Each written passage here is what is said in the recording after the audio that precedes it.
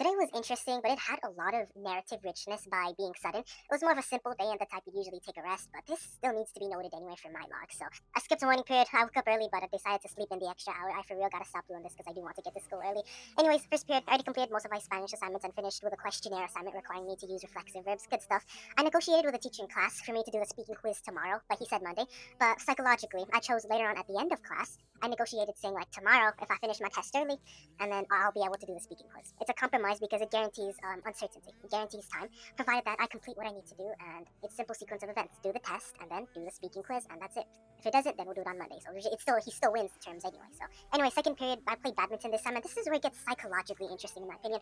Why? Because in my old reels talking about my finals day 2 and my reflections about it, I talked about this kid who made fake things against homeless people and how he had like a complex past. So I played with the kid this time. I thought he was gonna be fair, but he was not gonna be at all because he wasn't sharing the puck during badminton, so he always used it as a serve. I didn't get as much of a chance.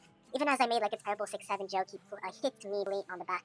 This is the type of hit that's stuff, not something that's like a little tap. I even offered to switch teams with the 3 girls, but oddly enough, he said that he's the only one who could switch with the 3 girls and not me or the other guy that was there. But I did find that type odd because he was the only one who'd be with the girls, but why not us? But anyways, I went through it, and thankfully one of the girls messed with the ball at the end of the period when the teacher called, so they all had to go look for it. I know those 3 girls were super confused. They were probably laughing then, but I think they were probably a little afraid of the boy, I'll be honest. For all the ones watching, especially the ones I did talk to at lunch, I did say for you guys to watch a little bit of this video. He does have a complex past. If you scroll back to my old Instagram reel talking about finals day 2, there's going to be a tidbit of me talking about him for PE. Anyways, he acted that way because of what I say his past. Pain that, but do not excuse the fact that he was still being unfair. I'm going to leave it as that. Then again, there was also another new to the class dude on my team. I didn't want him necessarily to be excluded or included in the game because I wanted him just to be me and the other kid. Even though the other kid had a complex past, because that kid and I both have good skills. If the new to class dude comes on mine, he might end up diluting our skills.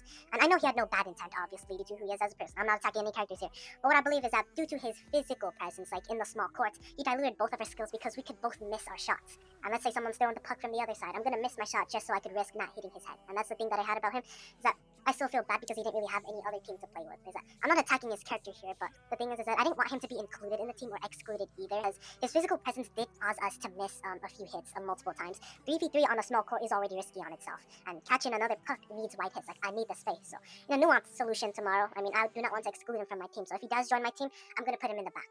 Alright, so on the opposite side, because both of us need wide space. And if the other kid who does play tough, the one that did hit me with the badminton racket, then I'm just gonna switch teams and go somewhere else, to be honest. So that way I don't attack their characters, but they both attain their own chances to have their own fun. And I say that because I don't want to attack anyone's character, but I still have conflicting thoughts. It's not that I don't want the new class guy on my team, but the thing is that I can't have my skills diluted. I don't want to just lower down my skills. I don't want to make less wide shots because there's other people. I don't want to hit other people. So putting them in the back, I put that as a nuanced solution, especially if the other team does want to play it tough. He can act as an assistant, especially in the long throws.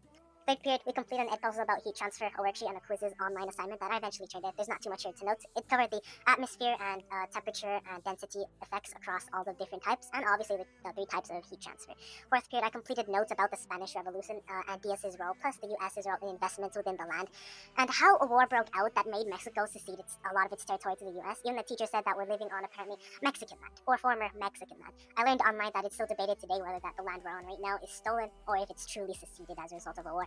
Anyways, lunch period. Now, unlike a simple credit to my friends, I have to include a lot of more details. So, yes, I was distracted most of the time. I should have talked more to you guys, so I definitely leave it as that. At the end, I did attempt to compress what I learned of the kid who hit me with the badminton racket. I tried to tell you guys about that. So it didn't work too well because trying to compress history into like 2 minutes of the lunch period is not going to work at all. So I was trying to help you guys understand why, so let me show this to you here, guys. What I say is that for the ones who are watching right now, the 2 from my lunch period, go to either my YouTube channel with a dog profile picture and find the short that says Finals Day 2.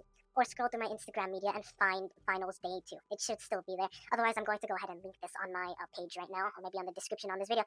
I covered the kid, not the kid who was new to class, but the other one that I was playing with earlier. I was talking about the one who hit me with his racket and his complex history. It connects because a random kid wouldn't be hitting me with his racket like that. Something must have happened that allowed him to do these small injustices like that. I still don't justify because he was being unfair. And I wasn't being treated with proper dignity. And during period 2, I mean, I really should have stood up for myself. So I'm standing up for myself now. I'm making sure it doesn't happen again. And then typically, credits to you guys. Thanks for hitching a listen. I am going to link it in the description, obviously. So anyways, period 5, this class went interesting because I had to write down what was literally happening like a historian. So first I found out the pencil sharpener is not working. So the one that the teacher said apparently hates boys. So that one's unplugged, so I couldn't really use it. Second off, I told the teacher about the 25-cent situation and that the students in first period took it. The teacher said that she's still asking for them and even said that, quote unquote, they're all going to hell for sacrificing their integrity for 25 cents. Found it pretty funny for her. She's kind of chill like that. Obviously, they're not all going to hell. We were leaving it like that. But later on, as we read an article, one of the boys read a part of it very goofy, and to the point everyone was trying to hold in their laughter. I literally had to hold and stop myself from laughing, even as he himself was laughing, the one who was reading it. Other students were also laughing, but the teacher said, quote unquote, no, you're next, quote unquote, to the same students. At the end of the reading article, the teacher said, quote unquote, if you need help, just call my number, quote unquote. I think this was mentioned to the song of Kylie Rae Jepsen, Call Me Maybe. But one of the students made a terrible joke. I don't remember what it was, but the teacher eventually said, thanks for trying to ruin my day, quote unquote. It must have been bad. So, sixth period, this was math as we were doing off and checking off a math assignment. I did pages 13 covering on quadratics and factoring them. I went off in my own direction and did things a little bit differently. Teacher found the value of a in a parabola a little bit differently by squaring and looking on the graph itself. But for me, I did the same thing, but a little bit different. So what I do is that I look for the vertex like my teacher instructs me to do. But then again, what I do is that I find a random point on the graph. Let's say on the regular equation without numbers, y equals a, parentheses x minus h squared plus k. The thing is that I plug the vertex in, and let's say, for example, it's 3, 7. So I put it in as y equals a, x minus 3 squared plus 7. Remember that within the parentheses, the number is always the opposite, unless it's two negatives or two positives.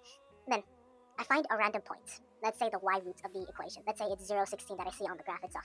I then plug in that y root into the equation, so we have it as 16 equals a, parentheses 0 minus 3 squared plus 7, and then I solve for it. And I made a whole video covering on this back in my old math class, so I'm going to also link this in this video's description.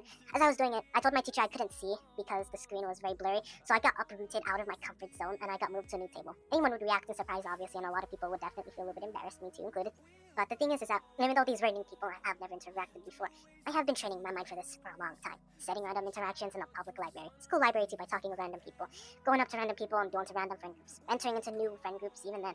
From this third person view, obviously big, ready goes to the two girls that I talked to. One of y'all needed help, so obviously I told one of you guys to use a super X method and left my metadata signature of grind 372 on the notebook. Pointing back at me was that I realized though is that as I was sitting there a little bit uncomfortable as I was, I don't have to philosophize. I mean, all I did is say hi, do the small talk. It was less of a fear of that than earlier on. The thing is that this wasn't going up to random people and taking the chance and asking random people for their Instagrams. Rather, it's that the table that you would see as comfort in a class. Sometimes when you're moved to places you don't know, you gotta be ready to move out of your comfort zone.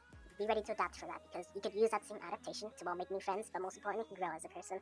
Anyways, it went well. I turned in my assignments. If you do want to find out how to find the value of a for a parabola, I'm going to link that below, even though I said that before. Later on, I skipped interaction with one of the senior girls at the end of dismissal. I went with my mom home. I visited the public library this time, but it was raining, so there were people there. Not many seemed open, and the one that I was talking to yesterday in the library wasn't there, so for me, I just chilled a little bit. I didn't do much, and then I just biked back home. And this is where we are, 9th period. That's it. I mean, thanks for watching. I'll make sure to... Well, this is not like a gaming video, so... But thanks for watching, anyway. I forgot to note this time for my 5th period, but as one of the boys in my class for 5th period, as a teacher was nearby, as they were like making a whole argument about some essay, there was some sort of assignment, something to do. One of the students said, "Why listen to hamburger coupons?" quote unquote, and the entire class laughed. So it's an inside joke, because hamburger coupons, I think the backstory was that someone apparently used AI in an assignment, and it always used the idea of hamburger coupons. And then, they kind of get called hamburger coupons every time they do something. Or I don't know the full theory, so I might be wrong. Something else might have happened, but I still want to know that anyway.